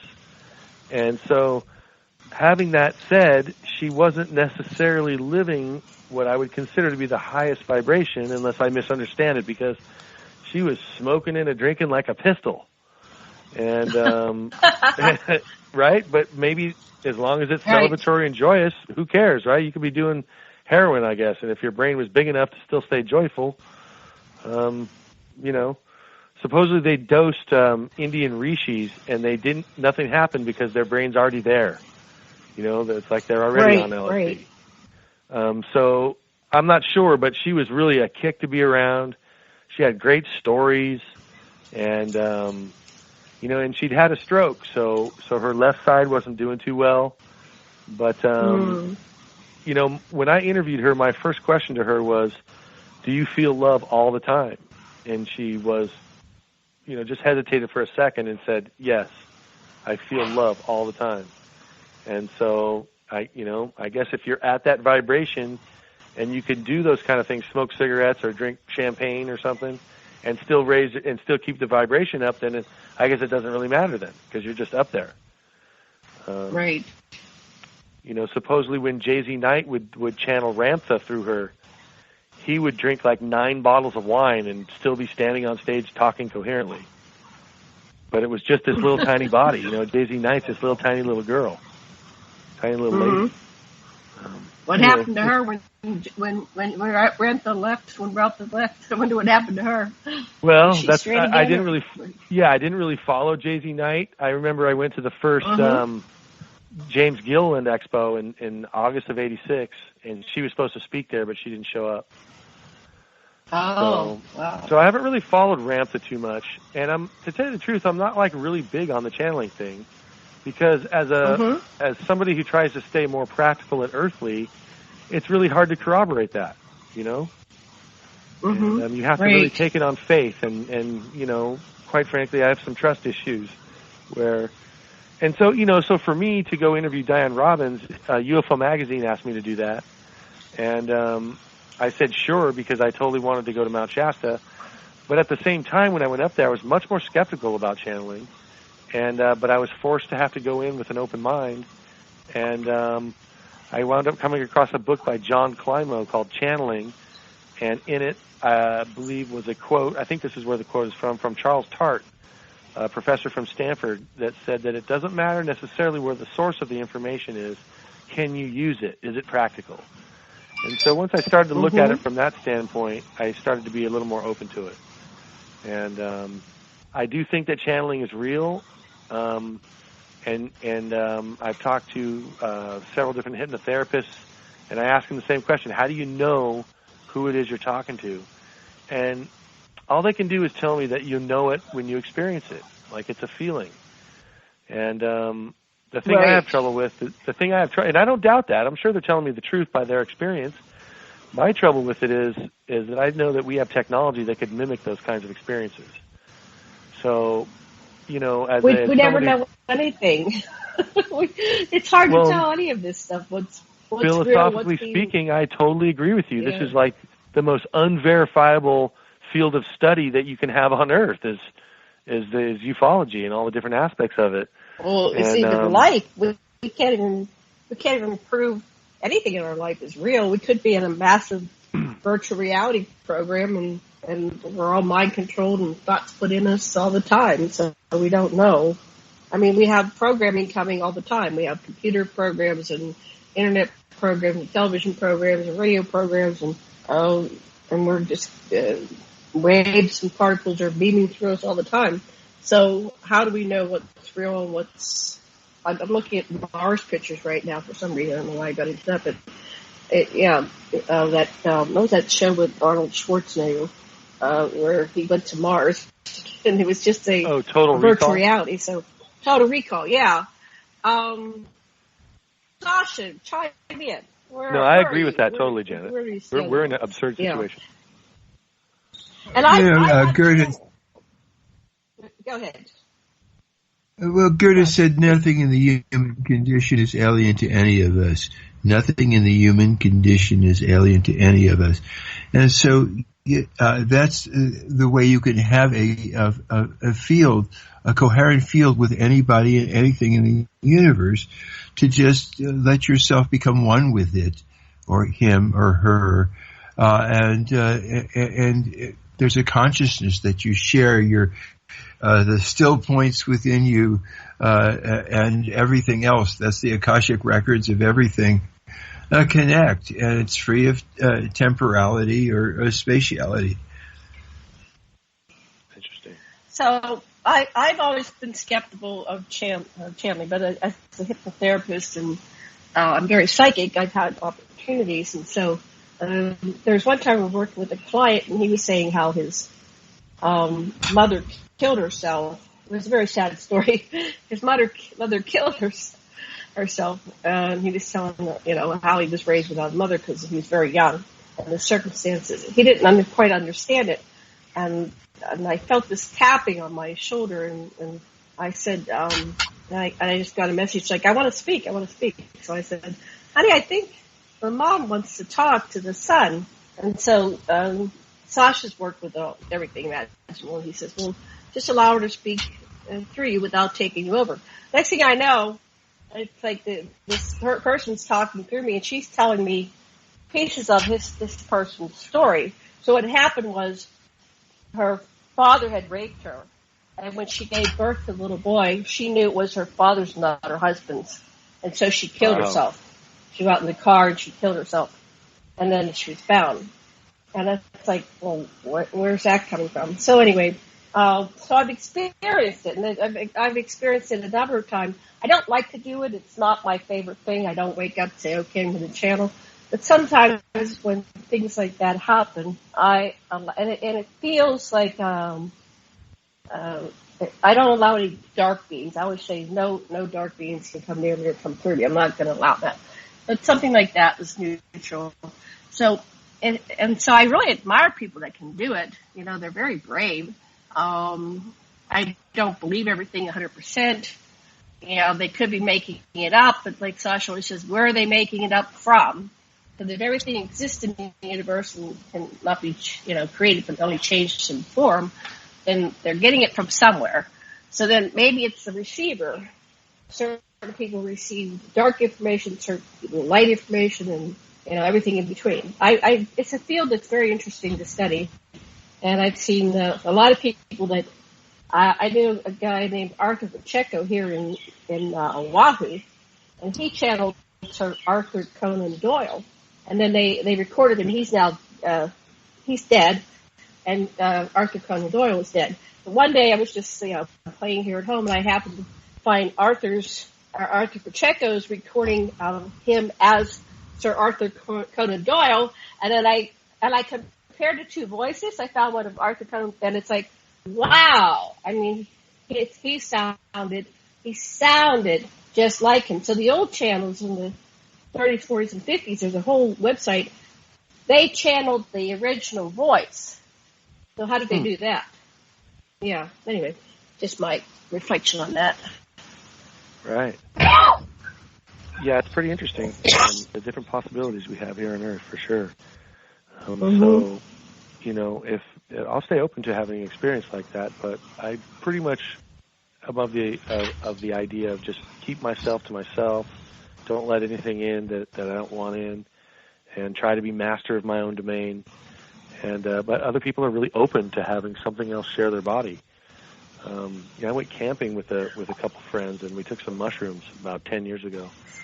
And we had a great time all day playing in the water and building rock castles and inner tubing. And I don't know if I really slept that night, but the next morning we all got up and we were all still going a little bit. And my one friend looks over and he goes, "Hey, I want to show you guys something." And me and the third guy are like, "Oh, really? What's going on?" And he goes, "Here, I just want you to know that I'm not being hurt right now." And we're like, "Okay, all right, what's going on?" And he starts to kind of writhe around in his chair, and his face got really beet red, and I would swear that his muzzle kind of came out more like a chameleon, like from the ridge of his forehead all the way down to his nose, kind of just came out, and I couldn't see the eye on the other side. And basically what he was showing us was that he had a reptilian entity in him. He had a name for it, and he was showing us that was real. And yeah, I was still on mushrooms, but even within that, you can still tell if you're seeing something. I mean, the hallucination will go away in just a second, right? The hallucinations don't stay there for a long time, at least not in my experience. So, and plus he said that's what he was going to do right before he let the thing come forth. And he said he compared it to somebody in the same bed as you rolling around and then tugging the sheets over when they roll over. He said that's what it felt like. Wow. But it looked like he was very uncomfortable, and his head was very bright red. Like you could tell the blood was pumping through his head. So, I don't know. What is that? What does that mean for our world? Does that mean we're just pawns in the game, as Carr would say? Or do we have some kind of semblance of free will? I know David Hume argues that we have no free will, and I can see where he's coming from. So I think to tell us we have free will kind of helps our spirits more. To realize we have free will, I think you have to be a little tough, or realize that we don't have free will might mean you have to kind of face some more issues. It's a little tougher emotionally, I think, for some people. But I don't know. Great discussion. So we have about, 15 minutes, a little bit less. What do you want our listeners to learn, to know about you and your work? And what direction do you want to take us in the last 15 minutes? Well, in my volume 2 of the Esoteric Guide to the Reggae Vibe book that's coming out in December, that's Tales of a Heavy Heart, UFOs, Magic, and Impending Doom. Now I'm going to do 8 chapters on the feminine, and I think I've been getting my butt kicked by the feminine for the better part of my life, so I have a little bit to say about that. I'm bringing in some pretty big reggae feminine names, and because it's within the context of these roots reggae rastas, right, from the first book, and how they're leading this transformation, this consciousness transformation, as this is described by Paul H. Ray and Sherry Anderson in the book The Cultural Creatives from, I think it was from 95. And in that work, they identified 50 million people within America that were statistically of these new, different, and forward-thinking ways, like thinking green or distrusting government, that kind of thing, doing away with money, that kind of thing, these advanced kind of thoughts, right? But Paul H. Ray and Sherry Anderson said that there was no leader group within these cultural creatives, which is the term that they use to describe this group of 50 million people. It's much bigger now. The numbers have definitely grown. But they said there was no distinctive leader, and so I come along in my book and I say, no, the leader are these roots reggae rastas, because they were living the Ital lifestyle is what they call it. It's natural with the word I, because they're always talking about the I, which is God. So they turn natural into Ital, and so that's how they live. They've lived vegan diets. They've lived pure, no toxins from society, living out off the land, that kind of thing. These are some of the cultural creatives' ideas, right? Well, they were doing that first since the 1920s. Do they have to dreadlock their hair? I had a Rasta living here at my property. It depends. And he dreadlocked his hair, which was very interesting. But yeah, there's different factions. One of them's called the dreadlocks, right? And they have certain they have certain ideological viewpoints. Like in Christianity, there's Baptists or Methodists or whatnot, right? So it's the same thing in the Rastafari. There's also a group called the Comsums that don't believe in dreadlocks. So that, just to give you a kind of idea of the dichotomy within the reggae. There is the Youth Black Faith. There's the 12 Houses of Israel.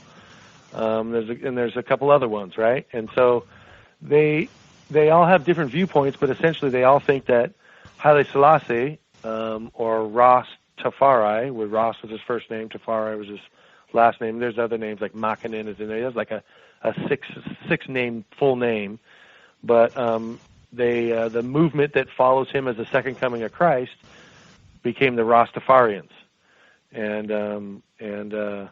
so how did we just get on that subject? Because you started talking about your book, and I don't know much about the Rastas. Well, we're talking about the feminine, and I remember now. I got off on a little tangent. Yeah, how you got kicked the feminine kicked your butt? I want to know. Oh that. yeah, How did the feminine kick your butt? the feminine's tough, man. In Africa they had women warriors that were supposedly tougher than men, right? There's legends of that. So in certain levels, emotionally especially, women can be seen as tougher. So I think on an emotional level, I've had high hopes and been let down like other humans, right? And those experiences seem to have revolved more around the women than the men, with mothers or other female relatives or girlfriends or friends that are girls. And so it's just one way to show a human being the other side of the coin, right? I'm sure stuff like that happens to girls too, where they're affected by men more in their life. And it's all, in the greater spiritual picture, it's all for learning. And so that's what I'm going to attempt to show in the first 8 chapters of the next book. The second set of 8 chapters will be all about the law, because in the law, it's all about who are you and why are you here. It's a spiritual thing. And then in the third 8 chapters, it's going to be 24 chapters, 3 parts, will be about all the different things that are in the weird paranormal world tied in with experiences and stories that I've had. So you're going to have aliens of all kinds, crop circles, inner earth stuff.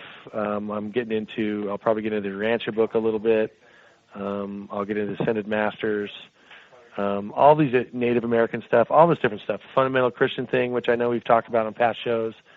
All that stuff I'm going to be writing about in the last 8 chapters, kind of sum it all up, and it's going to set up the book 3, which is going to be all about souls and where they come, where they go, that kind of thing.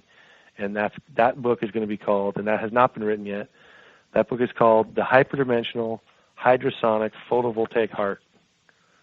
And I'm not sure if there's going to be a subtitle yet or not, because that's a little wordy. Wow, that's a word.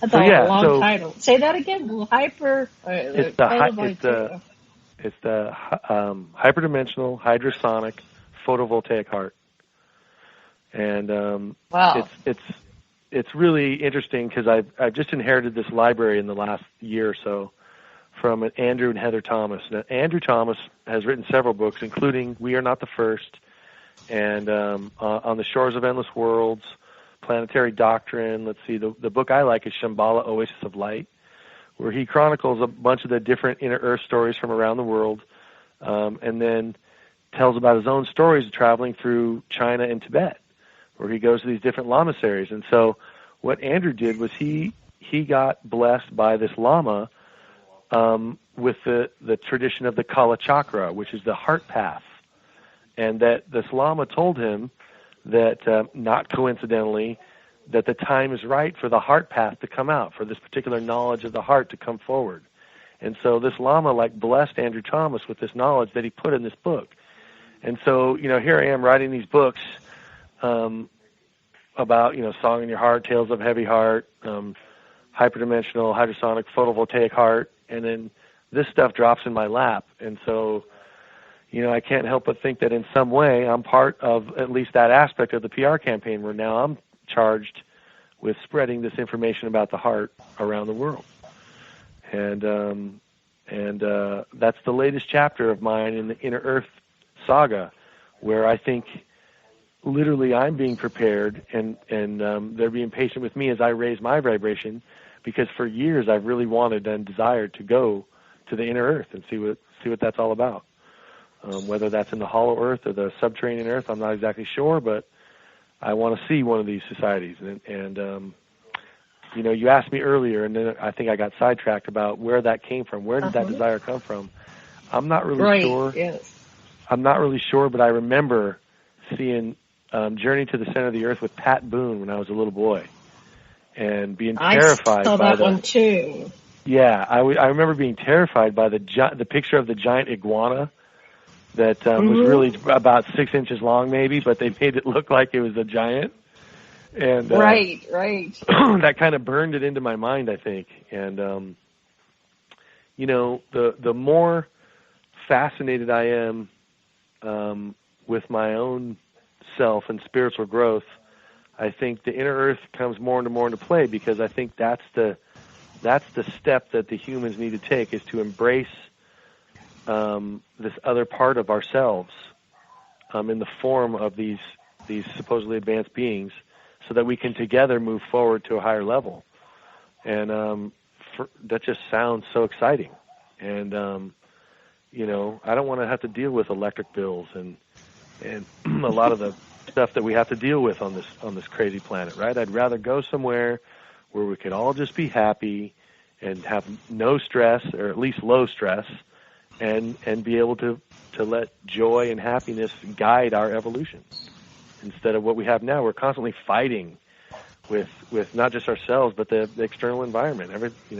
We're being doused with chemicals, and we're bombarded with commercials on TV and radio and on the internet, and there's the squalor seems to be spreading everywhere, and I just hope that this is a sign that you know how they say it gets darkest before the dawn.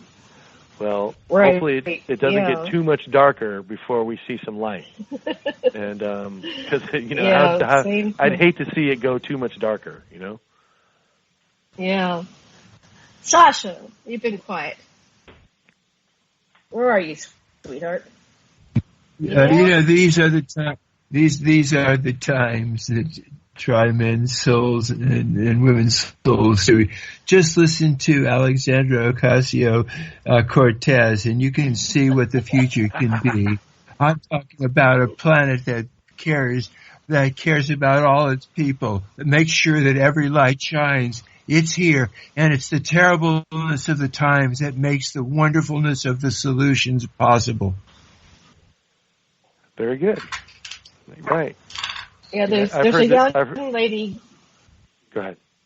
There's a young lady, Greta, from Switzerland or something, and she started a movement where people are, and it's all over. It's international because of the internet, and children everywhere are striking, are marching, or are making signs about our climate disaster. So. We're down to the last 3 minutes. Okay, back to you. You've got the last 3 minutes before we go off air. Sweet. What would you like us to know? Yes. I would just like to say that, I don't know why I write my books or I'm into UFOs so much, other than to say that I'm really curious as to who I am and why I'm here. I think that's really everybody's really big questions. And the people that I think don't focus on that quite so much are more successful, and because they're not kind of sidetracked by those spiritual questions.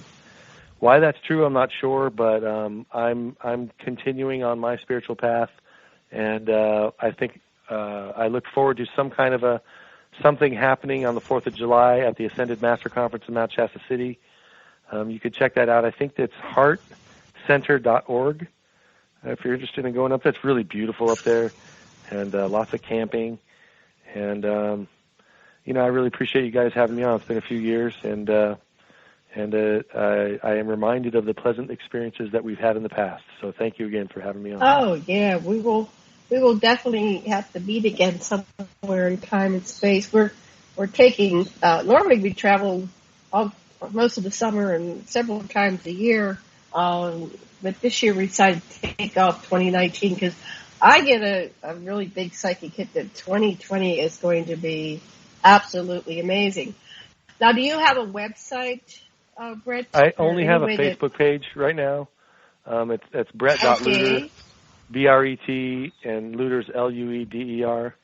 I had a website, and then Sean David Morton went on sabbatical and had my hostess, Monique Lasson, host his show, and then she had me on as a guest. Well, the next day, my website got hacked, and I just haven't been able to get it together yet.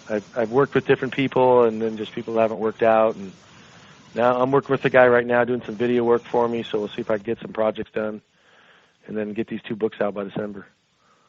Well, we look forward to your books, and when you get them out, we'll have to promote them for you, so let us know. Thank you so much, everybody. Thanks again, guys. Okay, aloha. Love and blessings. Aloha. Aloha. Thanks for coming.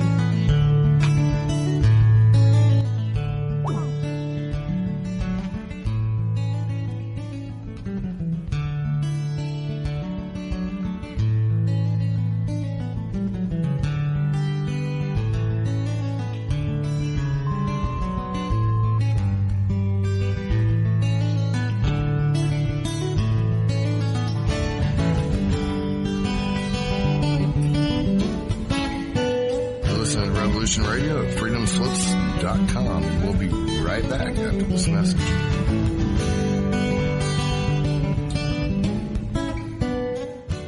Ladies and gentlemen, can I please have your attention? I've just been handed an urgent news story, and I need all of you to stop what you're doing and listen. On the go? Still want to listen? Don't have one of those fancy phones with too many buttons. Don't know what an app is? Or you don't even care? Well, we got you here at Revolution Radio. Now you can dial in 24/7 to listen to our shows. We have a number for Studio A and Studio B, and best of all, it's free. Don't forget, your carrier charges for your cell phone provider may apply, though, so check with your cell provider to make sure. So ready? Here you go. Get a pen. Here's the number. Studio A is 712-432-6958, and Studio B is 716-748-0112. Thank you very much for listening to Revolution Radio, freedomslips.com, the #1 listener-supported radio station in the world. Hey everyone, it's Barbara Jean Lindsay, the Cosmic Oracle.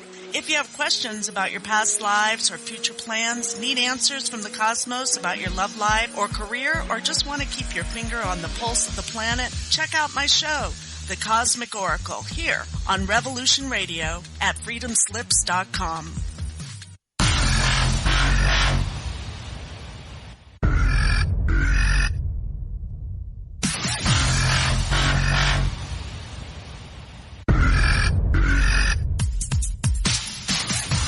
Thanks for tuning in to Revolution Radio. Here at Revolution Radio, we are listener-sponsored and commercial-free. But there still are bills to pay. In order to raise some needed funds to cover the cost, our station is offering a silver special. In the continental United States for a $60 donation, or in Alaska, Hawaii, or Canada for a $70 donation, we will send you an uncirculated 2018 1-ounce pure silver eagle. The $70 donation, the extra 10 is to cover shipping, by the way, outside of the continental United States. When making the donation, you must put Silver Eagle promo in the notes on the donation. And thank you for tuning in to Revolution Radio at revolution.radio and freedomslips.com. Without you, there is no us. Revolution Radio, where information never sleeps.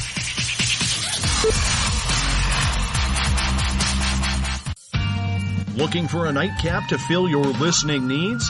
Come join us on Spaced Out Radio with me, Dave Scott, right here on Revolution Radio.